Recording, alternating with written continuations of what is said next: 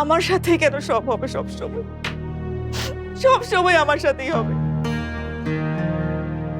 বিপাশা, কান্নাটা একটু থামাও প্লিজ, একটু শান্ত হও। আমার ছেলে কালকে বাড়ি থেকে চলে যাচ্ছে, আর তুমি আমাকে শান্ত হতে বলছো? আমার ছেলে কি দোষ করেছে আমাকে বলো? তোমরা সবাই মিলে ওকে অপমান করেছো, ওকে কষ্ট দিয়েছো।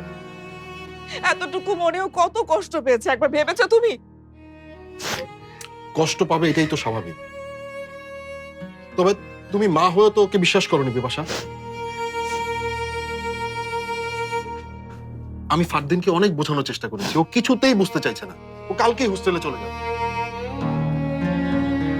কিন্তু ফারদিনকে কখনো কোনোদিন এত জেদ করতে দেখিনি। এত বড় অন্যায়ও তো এর আগে ওর সাথে হয়নি। তোমরা সবাই মিলে ওর সাথে অনেক বড় অন্যায় করেছো।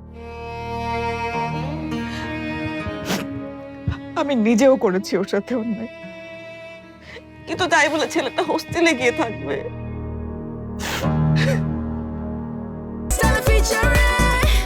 Next level, well done, side by side, free.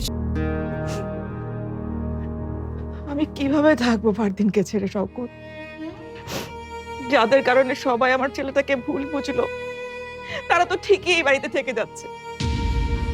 নিনাকে নিয়ে আজ এই বাড়িতে উৎসব হচ্ছে, অথচ আজ বাদে কাল আমার ছেলেটা চলে যাবে। প্লিজ শওকত, তুমি ফারদিনকে থামাও। আমি আমার ছেলেকে ছাড়া থাকতে পারবো না। প্লিজ ওকে আটকাও। আমি কিভাবে ওকে আটকাবো, কিভাবে বোঝাবো? আমি কি কম কষ্ট পাচ্ছি? আর বড় ভাই ভাবিকে আমি কি বলবো? তারা তো নিজেদের ভুল নিজেরাই স্বীকার করে নিয়েছে। ফারদিন সত্যি সত্যি চলে যাবে?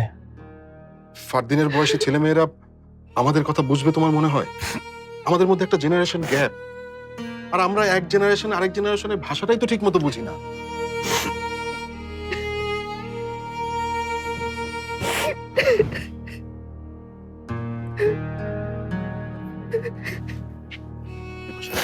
তুমি চিন্তা করো না, ও যেতে চায় যায়, দেখবে ও বেশি দিন আমাদের ছাড়া থাকতে পারবে না। আমি নিজে গিয়ে ওকে নিয়ে আসবো, কিন্তু ওকে এখন আটকানো ঠিক হবে না, তাতে হিতে বিপরীত হয়ে যেতে পারে। বিপাশা, তুমি আর কটা দিন কষ্ট করো প্লিজ, সব ঠিক হয়ে যাবে। না, আমি এত কিছু বুঝি না। আমি শুধু বুঝি যে আমি ফারদিনকে ছাড়া থাকতে পারবো না, একদিনও পারবো না। যে অপরাধ আমার ছেলে করেনি, সে অপরাধের শাস্তি না আমি পাবো, না ফারদিন পাবো।